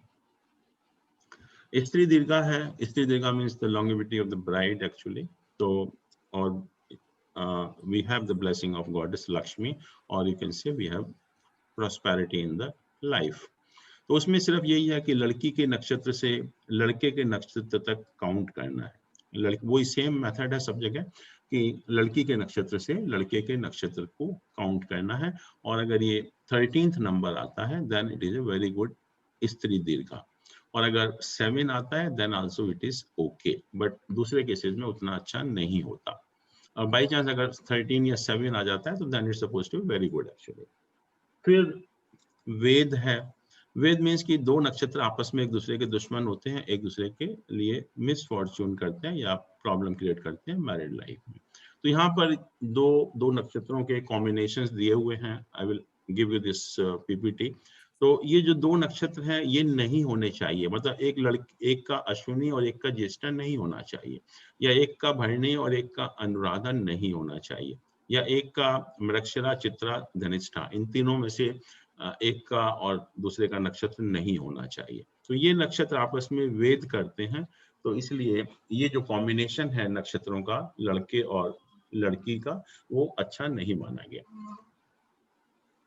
इसके बाद रज्जू कहते हैं, रज्जू मीन्स द स्ट्रिंग, और जैसे हमने कहा था कि 8th हाउस मंगल स्थान है, तो this Rajju also indicates the durability of the married life, और हम कह सकते हैं कि मंगल सूत्र जैसे हम कहते हैं स्ट्रेंथ ऑफ मैरिटल बॉन्ड है। और जो स्ट्रिंग होती हैं वो 5 तरह की होती हैं, हेड है, नेक है, वेस्ट है, थाई है एंड लेग है। और नक्षत्रों का जो क्लासिफिकेशन है हम अश्विनी से शुरू करते हैं, Ashwini, Bharani, Krittika, then Rohini comes, then Mrigashira, then Ardra, Punarvasu, Pushya, Shlesha. इस तरह से जो है ये क्लासिफिकेशन है अबाउट दिस 5 स्ट्रिंग्स या 5 रज्जू। तो हमें अगर एक ही स्ट्रिंग में अगर नक्षत्र होते हैं लड़के और लड़की का, तो that is not suppose to be good matching actually. तो उसमें कहा गया कि अगर दोनों का एक होता है तो it leads to destruction in the married life. और उसमें भी अगर दोनों का हेड है, मतलब एक का मृगशिरा है, एक का चित्रा है या एक का धनिष्ठा है, ये अगर कॉम्बिनेशन है लड़के लड़की का, तो व्हाट दे से कि द हस्बैंड डाइज। और अगर नेक कैटेगरी में है कि इन ये कॉम्बिनेशंस है एक दूसरे के, देन वाइफ डाइज।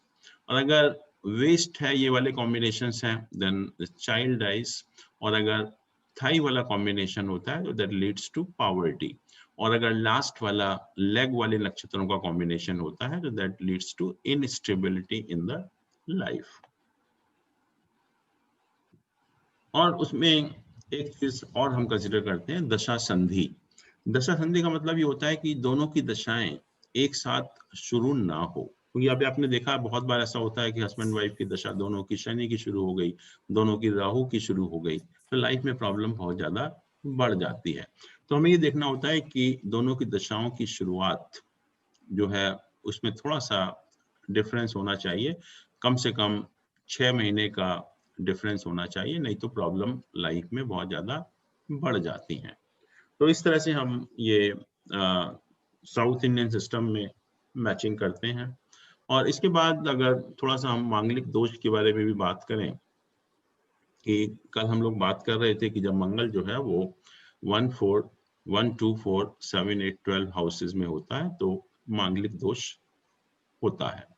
और नेचुरली मंगल जब इन हाउसेज में होता है, ये हाउसेज हमने देखा कि they very relevant to the marital happiness, तो उस टाइप की प्रॉब्लम होती है जिस हाउस में मंगल का प्लेसमेंट होता है।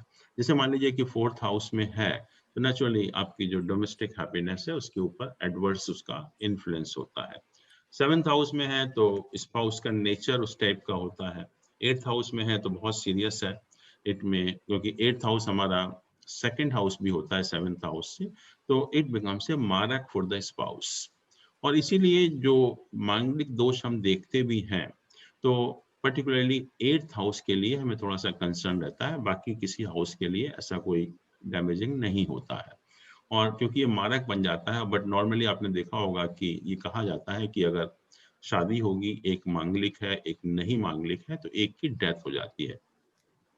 और डेथ की पॉसिबिलिटी सिर्फ 8th हाउस में ही होती है अगर मंगल एक के है और एक के नहीं है। और फिर कहा कि एक तो स्पाउस की हेल्थ को खराब करता है क्योंकि मारक बन जाता है, सेकेंडली जो strength of the marital bond है वो वीक हो जाता है, और thirdly the person gets involve in the extra marital relations.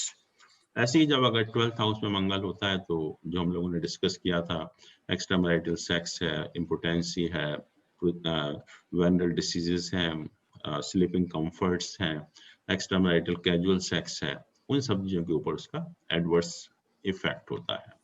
तो हम ये बात कर रहे थे कि why we have given Mars so much importance in the matter of marriage. और हम लोगों ने देखा भी था कि जो मैरिज का बेसिक पर्पस है दैट इज रिप्रोडक्शन, और मंगल जो प्लैनेट है वो फीमेल के केस में इसे कॉज फॉर मेंस्ट्रुएशन साइकिल, और जब मून और मार्स का कॉम्बिनेशन होता है तो that is the source of menstruation cycle. और मेल के केस में भी जो सीमेन वगैरह है that is also made out of blood, also plays a very important role. Blood, Mars is also energy. तो ये कहा है कि without blessing of Mars reproduction is not possible. तो इसीलिए मार्स ही एक ऐसा प्लैनेट है, शनि, राहु या सन ऐसा प्लैनेट नहीं है जिनका कोई रोल प्रोजेनी के मैटर में होता है। मंगल का ही सबसे ज्यादा रोल है प्रोजेनी के मैटर में, इसलिए हम मंगल को सबसे ज्यादा इंपॉर्टेंस देते हैं मैरिटल लाइफ के लिए। और जो मेन चीज है कि लग्न is your body, moon is the mind and Venus represent the sexual organs. So these houses are to be counted not only from the lagna, but these are to be counted also from moon as well as Venus also. कि जब हम इन houses को count करते हैं 1 2 4 7 8 12, तो हमें लग्न से भी काउंट करना है, मून से भी काउंट करना है और वीनस से भी काउंट करना है। अब आप देखिए कि अगर हम तीनों प्लैनेट से काउंट करना शुरू कर दें तो then you find that almost all houses are covered. तो इसलिए मैं कह रहा था कि जो डेफिनेशन है मांगलिक दोष की, वो ऐसी डेफिनेशन है कि everybody is covered under the definition of मांगलिक दोष। तो ये कहना कि ये मांगलिक है या नहीं है, that is all irrelevant because everybody comes under the net of मांगलिक दोष। तो ये तो हो ही नहीं सकता, या बहुत ही आपको एक्सेप्शनल केस मिलेंगे जहां मांगलिक दोष ना हो, but I can assure you that in 99% of the cases you find that person suffers from मांगलिक दोष। और सरप्राइजिंग ये है कि ये जो दोष होता है ये वीनस से सबसे ज्यादा सीरियस होता है, but I don't know how many of the astrologer they look the मांगलिक दोष फ्रॉम वीनस। और वीनस से सबसे ज्यादा सीरियस है, उससे कम सीरियस है मून से, और सबसे कम सीरियस है लग्न से। लेकिन हम लोग सिर्फ लग्न से देखते हैं, और ज्यादातर जितने भी सॉफ्टवेयर भी हैं वो भी मैंने देखा है कि most of them they indicate Manglik dosha only from the lagna, whereas it is more serious from moon and most serious from Venus. तो हमें तीनों से देखना है, तीनों से देखेंगे तो आप देखेंगे कि everybody is covered under this definition.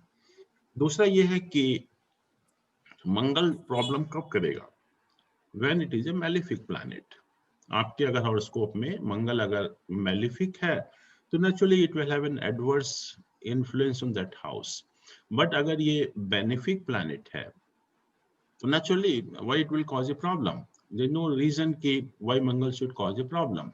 तो हमें ये देखना है कि हमारे हॉरोस्कोप में मंगल की क्या पोजीशन है। मंगल मान लीजिए अपने साइन में है, मूल त्रिकोण साइन में है, एक्सॉल्टेड साइन में है, it is having an association with the benefic planets, तो Mangal is not a malefic planet, it can't create any problem. तो उस केस में अपने आप ही मांगलिक दोष नलिफाई हो जाता है, या वर्गोत्तम हो, योग कारक हो, इन सभी केसेस में आप देखते हैं कि मांगलिक दोष नलिफाई हो जाता है। और अगर आप एस्ट्रोलॉजिकल टेक्स्ट पढ़ेंगे तो उसमें hundreds of combinations have been given, and those combinations even say they go to that extent कि अगर Mars debilitated है in the 7th and the 8th houses, then also it gets cancelled.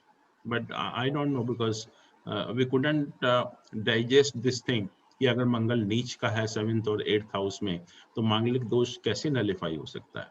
मांगलिक दोष अगर है तो रिजल्ट मिलेंगे, अगर मंगल मैलिफिक है तो naturally you are going to get the adverse effect, और नीच का मंगल होकर वो नलिफाई कर दे, I don't know how it is possible. But it is mentioned in almost all astrological text also. तो और यही नहीं है, उसमें इतने सारे कॉम्बिनेशंस हैं कि कोई ना कोई कंडीशन वहाँ मीट हो जाती है और आपका अगर मांगलिक दोष है भी तो वो भी नलिफाई हो जाता है इन ऑल द केसेस। तो इसलिए मांगलिक दोष से ऐसी कोई परेशानी वाली बात नहीं है, और जैसे मैंने कहा कि हर हॉरोस्कोप में है भी और हर हॉरोस्कोप में नलिफाई भी हो रहा है। वो जो डिस्क्रिप्शन है वो एस्ट्रोलॉजर को दे दिया उन्होंने, बट सबको मांगलिक तो बना ही दिया। इसके अलावा एक ये भी कहा जाता है कि जब लड़का 28 इयर्स का हो जाता है या लड़की 21 इयर्स की हो जाती है तो मांगलिक दोष अपने आप खत्म हो जाता है। I don't know again, and only reason of that is कि by that time the girl and the boy they get more mature, तो that was the reason कि हमने कहा कि मांगलिक दोष नलिफाई हो जाता है। बट आजकल के टाइम में क्योंकि जो मैरिज होती हैं वो एक लड़के की एज भी ज्यादा होती है, लड़की की भी एज ज्यादा होती है, तो there is no question of adjustment और flexibility in the case of girl actually. तो both of them they become more rigid actually. So that role की 21 साल के बाद लड़की के केस में खत्म हो जाएगा या 28 साल के बाद लड़के के केस में खत्म हो जाएगा, that is also not applicable आज के दिन में जो है। तो इसलिए ये हमें ध्यान रखना है। बट मांगलिक दोष कोई ऐसी चीज नहीं है जिसकी वजह से कोई परेशान होने की जरूरत है, और ना ही जो गन मिलान है इतना इम्पोर्टेंट है। You have to see other aspect which are more important than the gun Milan.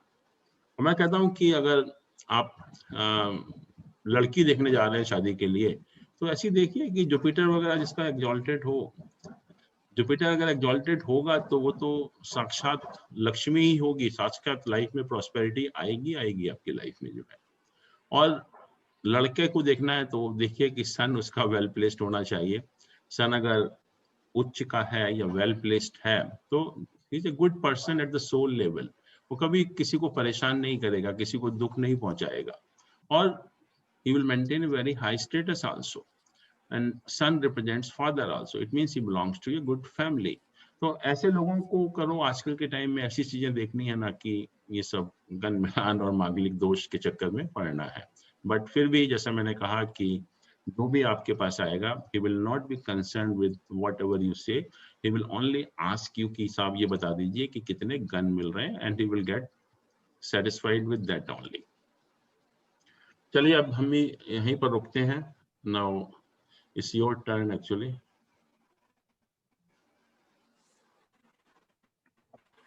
Sir अभी आपने ये बताया कि ये जो गण होते हैं, देवगण, मनुष्यगण, राक्षसगण, तो क्या एक्चुअल में आदमी की मतलब नेचर इसी तरीके की होती है या इसके विपरीत भी हो सकता है?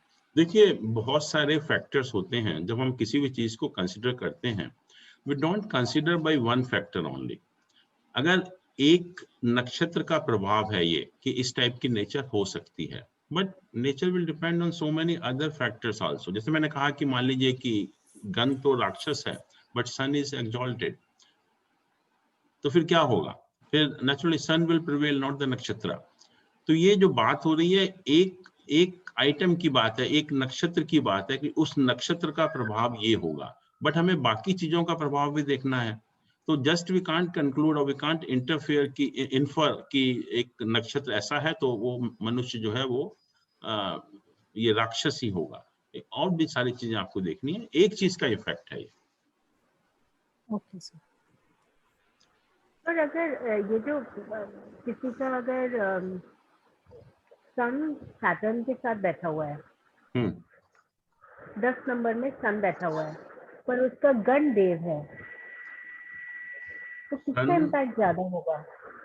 नहीं, क्या कहा आपने? सन और अगर किसी मेल का गण देव है, राइट, बट उसका जो सन है वो 10 नंबर में बैठा हुआ है, तो किसका इम्पैक्ट ज्यादा होगा? उसका सन तो बेचारा बड़े टेंशन में रहेगा सैटर्न के साथ। नहीं, सन की position will not depend only on the 10th sign. 8th house में बैठे, और भी चीजें आपको देखनी पड़ेंगी, किस नक्षत्र में है, कौन से प्लैनेट एस्पेक्ट कर रहे हैं, उसका वर्गोत्तम तो नहीं है, डिविजनल चार्ट में कैसा प्लेसमेंट है उसका।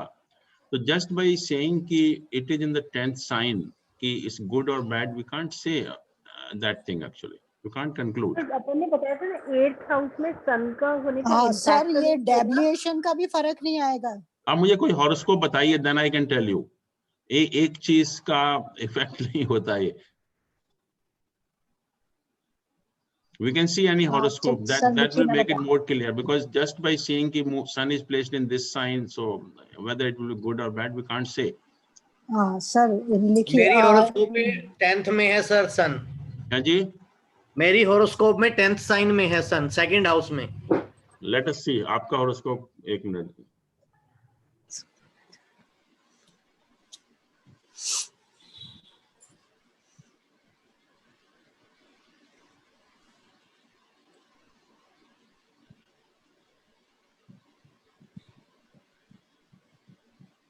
आप अपना डिटेल बताइए। 8th Feb 1976। 8 February yes sir. 1976। Time 4 AM and कालका, कालका हरियाणा। ओके, हिमाचल दिखाता है सर ये कहीं कहीं। चलो कोई बात नहीं, ये है, यही है। Yes sir. तो 10th हाउस में कहाँ है? 10th साइन में सर। अच्छा 10th साइन में, ओके। मैडम साइन में कह रहे थे। ठीक है, देखिए इसमें क्या हम कहेंगे, मतलब व्हाट यू वांट टू से, पहले चीज तो ये बताइए। गण आपका जो यहाँ लिखा हुआ है वो मनुष्य लिखा हुआ है सर। मनुष्य गण लिखा हुआ है, और सन जो है 10th साइन में यहाँ पर प्लेस्ड है, और इस साइन को सैटर्न देख भी रहा है। पहली चीज, इस साइन को सैटर्न देख भी रहा है, तो अपना साइन है, तो it's not a bad position, it's a good position actually. और साथ में इधर वीनस का भी प्लेसमेंट है, वीनस और मरकरी, तो हम कह सकते हैं कि दोनों प्लैनेट का एसोसिएशन भी है सन के साथ में। तो उस पॉइंट ऑफ व्यू से, and sun is the lord of 9th house also in this case, तो इट्स नॉट बैड एक्चुअली। तो मनुष्य गण भी मनुष्य दिखाया हुआ, वैसे भी ये भी यही इंडिकेट करता है कि ठीक है, सब कुछ उसी टाइप का नेचर रहेगा। सर तो कई बार बेकार भी हो सकता है, किसी के देवता गण हो लेकिन सिचुएशन खराब बन रही हो। मान लीजिए कि किसी का देवता गण है, but sun is badly afflicted, sun is not well placed. और ये जो गण है, दिस आर वेरी जनरल, कि जैसे हमने कहा कि राशि का ये प्रभाव होता है या गण का ये प्रभाव पड़ता है, this is the effect of only one aspect. Sir अगर किसी का डिसाइड नहीं कर सकते। देखिए, हम किसी के बारे में हमें कोई डिसाइड करना होता है तो we consider so many factors. अगर मैं कहूं कि आप बॉम्बे में रहते हैं इसलिए you belong to Bollywood, is it correct? Not sir. It may be possible because Bombay में रहते हैं तो शायद हो सकता है, but this is only one aspect. अगर सर सन डेविएशन में हो तो? वही मैंने कहा कि अगर डेबिलिटेशन में होता है तो at the soul level you may not be a good person. Okay sir, मेरा थोड़ा सा इससे हटके था एक क्वेश्चन जी। ये जो हमारी या मतलब किसी की भी हॉरोस्कोप में डेविएशन में आता है कोई भी प्लेनेट, तो वो किस वजह से आता है? डेविएशन में क्यों, कैसे, मतलब किस वजह से, क्या इफेक्ट रहता है? ये कर्मों का फल है, ये तो पूरा का पूरा, अगर जो आपने पिछले जन्म में क्या कर्म किए हैं उसका लेखा जोखा है ये तो। नहीं मतलब सर, मैं उसको मतलब आप थोड़ा एक्सप्लेन करेंगे कि मतलब किस तरीके से है? कर्मों का लेखा जोखा तो हो गया कि पत्री में कोई एग्जॉल्टेड पड़ा है, डेविएटेड पड़ा है, फ्रेंड साइन में, एनिमी में, वो तो समझ में आ गया, लेकिन मतलब वो डेविएशन में क्यों है कि ऐसा उसने पिछले जन्म में क्या किया? तो मतलब मैं I can't tell actually, but हाँ अच्छे कर्म नहीं होंगे इसलिए ऐसा मिला प्लैनेट की पोजीशन जो है, बट क्या किया तो दैट नोबडी कैन टेल। मतलब जैसे हो सकता है कि मतलब सन डेविएशन में है तो फादर के साथ कहा तो ये भी जाता है कि आपने अपने फादर को परेशान किया होगा।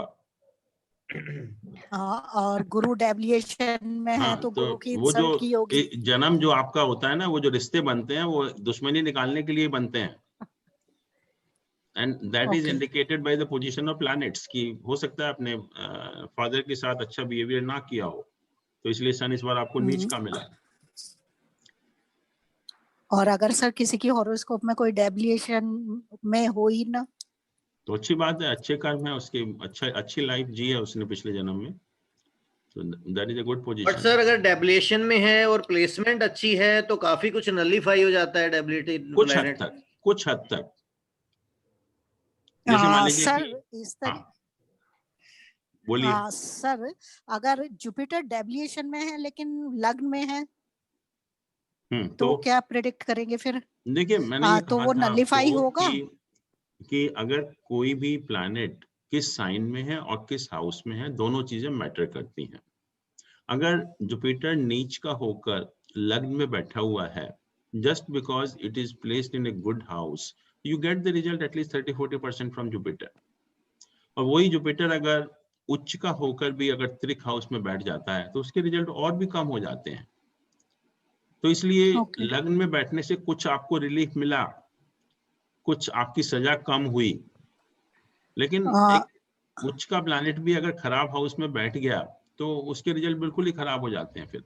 तो हाउस भी इम्पोर्टेंट है कि आपका प्लैनेट किस हाउस में प्लेस्ड। सर ऐसे तो मतलब अगर सन डेविएटेड होके 10th में बैठ गया तो मतलब उसका भी 30-40% रहेगा। कुछ जैसे कहते हैं ना कि सजा कम मिली आपको। मतलब ये कह सकते हैं कि मतलब हमने गलत काम किया, श्राप मिला, लेकिन फिर हमने माफी मांगी। हाँ, तो क्राइम कम था तो पनिशमेंट कम मिला आपको। Okay sir.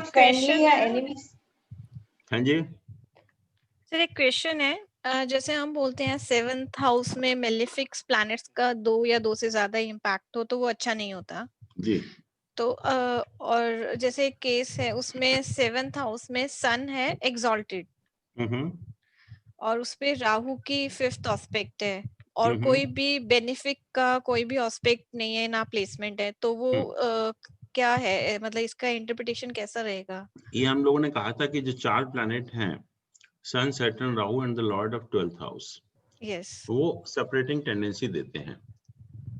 तो अगर किसी भी हाउस के ऊपर इनमें से 2 या 2 से ज्यादा प्लैनेट का जब एसोसिएशन हो जाता है तो हमें उस हाउस के सिग्निफिकेशन से अलग करते हैं।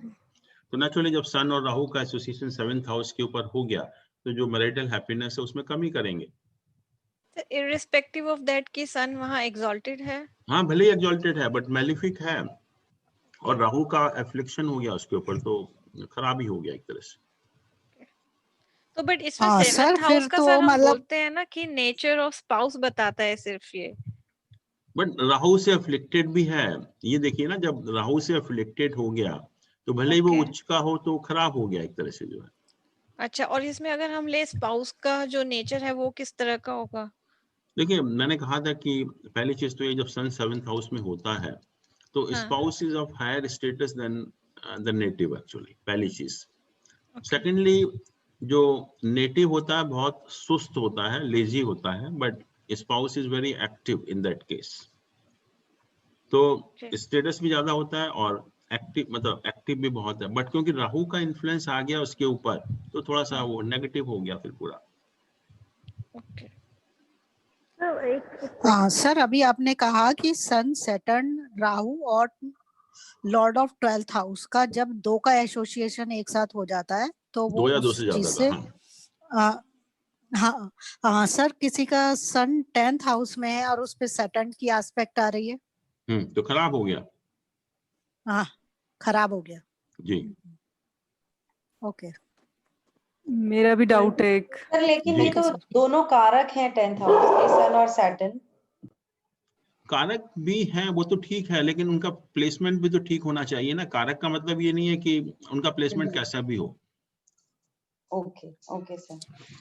हाँ शोभा जी बताइए। हाँ, ये सन, अगर आप कहते हैं कि सन देखो लड़के का और मैरिज के लिए हाँ बोल दो, और 6 से 8 रहा तो फिर कौन सा चीज हम फर्स्ट प्रेफरेंस देंगे? किसका? 6 से 8 आप मना करते हैं ना, 6 से 8 रिलेशन। नहीं, मैं तो सन की पोजीशन देख रहा हूँ, मतलब अगर सन की पोजीशन है तो 6 से 8 भी हो तभी भी चलेगा।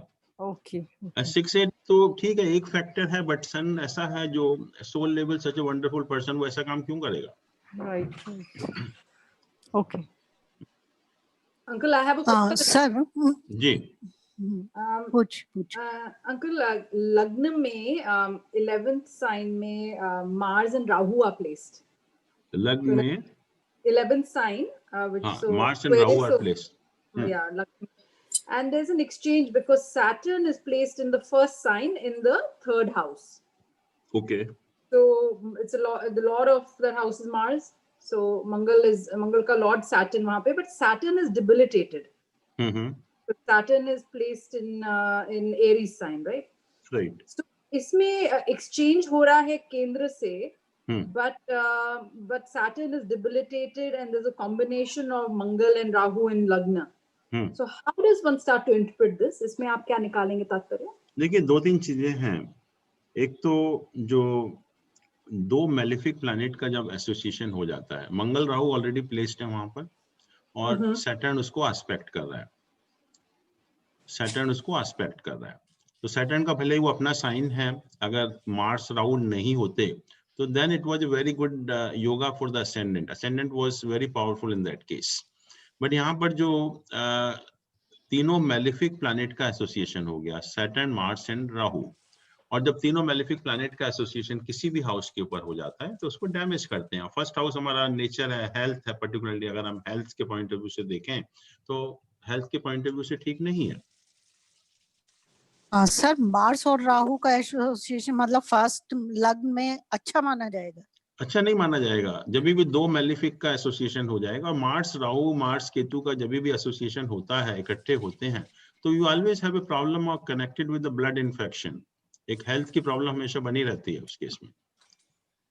एंड अंकल, तो अगर ये जो इसमें हम एक्सचेंज करते हैं बिटवीन केंद्र एंड द 3rd हाउस, उसका फिर कोई इम्पैक्ट नहीं है? Because well it's the lord of 11th. नहीं, एक्सचेंज का तो है ही है, वो तो राजयोग बना ही रहा है, उसमें तो कोई डाउट नहीं है.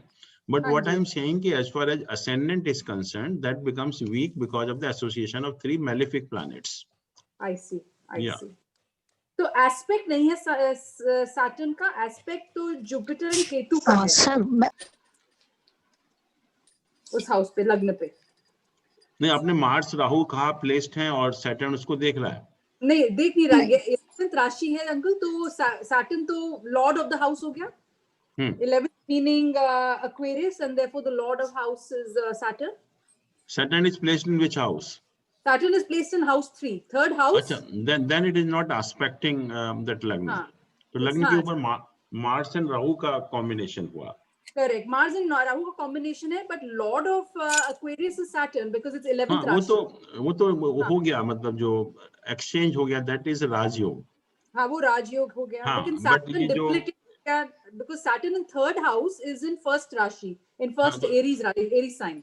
देखिए, सैटर्न का जो बेसिक नेचर है कि इट प्रोटेक्ट्स द हाउस, जहां भी प्लेस्ड होता है उसको प्रोटेक्ट करता है. अगर कोई और मेलिफिक का एसोसिएशन नहीं है तो भले ही वो नीच का हो, और जैसा मैंने कहा कि लग्न का लॉर्ड कभी भी मेलिफिक नहीं होता है, तो बीइंग ए लॉर्ड ऑफ लग्ना also it's a benefic planet, भले ही वो नीच का क्यों ना हो. अच्छा, समझ गए. सर मैं अभी एक चीज पढ़ रही जी. सॉरी, राहु और केतु के लिए कुछ हाउसेस अच्छे या बुरे माने गए हैं क्या सर? हाँ जी, दोबारा बोलिए. कुछ हाउसेस पर्टिकुलरली राहु और केतु की प्लेसमेंट के लिए खराब या अच्छे माने गए हैं क्या सर? हाँ, देखिए, राहु का जो बेस्ट प्लेसमेंट है that is in the 6th house and Ketu in the 12th house. So that is the best placement of these 2 planets. और इसके अलावा जो केतु का प्लेसमेंट है in all houses is not good actually. सभी हाउसेस में खराब है. और जहां तक राहु का सवाल है, Rahu is supposed to be good in the उपाचय स्थान, that is 3, 6, 10 and 11 houses. Sir 11th में राहु को काफी अच्छा बताया गया है कहीं कहीं. उपाचय स्थान है, उपाचय स्थान में 3 में भी, 6 में भी, 10 में भी, 11 में भी, चारों जगह जो है वो. केतु 5th में आ जाता है तो कहते हैं मोक्ष भी देता है फिर वो, अगर 11th में राहु है तो. नहीं, मोक्ष का हाउस नहीं है 5th हाउस. मोक्ष के हाउसेज है 4, 8 एंड 12 हाउसेज. बट हमारे पूर्व जन्म के कर्मों का हाउस है 5वां घर जो है. तो हाँ सर, राहु केतु वर्गोत्तम भी होते हैं क्या? हाँ, बिल्कुल होते हैं. तो वो उसका इफेक्ट पॉजिटिव आता है, नेगेटिव हो जाता है और ज्यादा? नहीं sir, positive was, vargottam is always positive, it is never negative. Okay sir, thank you. हाँ सर, हम 5th हाउस से पुनर्जन्म को कैसे रिलेट करते हैं? पिछले जन्म के कर्म। तो मतलब कैसे प्रेडिक्ट करेंगे किसी की हाउस पत्री अगर में? वेल प्लेस्ड है तो इसका मतलब पिछले जन्म के कर्म आपके अच्छे हैं। अगर 5th हाउस वेल प्लेस्ड नहीं है तो नेचुरली पिछले जन्म के कर्म अच्छे नहीं है। इसीलिए आप देखिए तो ना कि सिर्फ 5th अच्छे हाउस और से बुरे हमें ही डिसाइड हो सकता है? हाँ जी सर, सिर्फ अच्छे या बुरे ही बोल सकते हैं या इसके अलावा कुछ और भी प्रेडिक्शन कर सकते हैं? क्या प्रेडिक्शन चाहते हैं आप इसके अलावा जो है? And how can one know about the past life कि क्या कर्म किए आपने? अगर सर सन वर्गोत्तम है और डिबिलिटेटेड है तो कभी भी वो न्यूट्रल हो जाएगा, डेबिलिटेटेड नहीं रहेगा, बेटर हो जाएगा। Okay, thank you sir. Sir अगर किसी का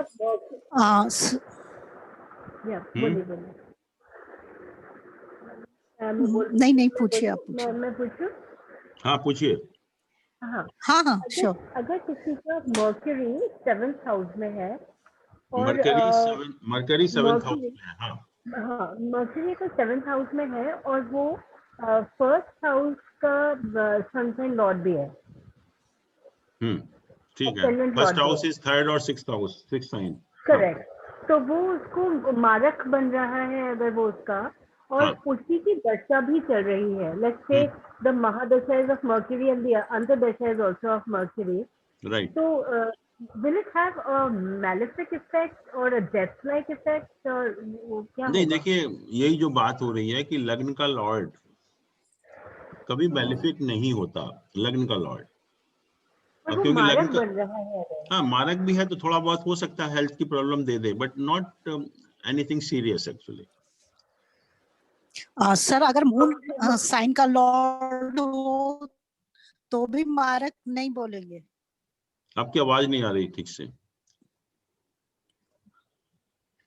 हेलो सर, जैसे अभी आप कह रहे थे कि लग्न लॉर्ड मारक नहीं इतना इफेक्ट नहीं करेगा, लेकिन अगर मून साइन का लॉर्ड हो और 7th में बैठा हो उससे क्या होगा? मून साइन का लॉर्ड अगर 7th में बैठा हुआ है तो हेलो हेलो तो मतलब वो थोड़ा अच्छा रहेगा या मतलब जैसे राशि लॉर्ड होने के बाद थोड़ा अच्छा रहेगा या नहीं? राशि नहीं रहेगा? तो मतलब मारक रहेगा, बट ये जो क्वेश्चन आप पूछ रहे हैं ना, आई don't no, so very lemon type of question कि मार्स अगर यहाँ पर बैठा है तो ऐसे करेगा, ऐसे नहीं। You to see the position, entire position in the horoscope. आप ऐसे नहीं, ये now you have learned astrology I think, तो इस टाइप के क्वेश्चन तो मेरे ख्याल में पूछने ही नहीं चाहिए। You tell me any horoscope and then we can discuss, but not like this कि एक planet इस sign में बैठा है तो क्या होगा?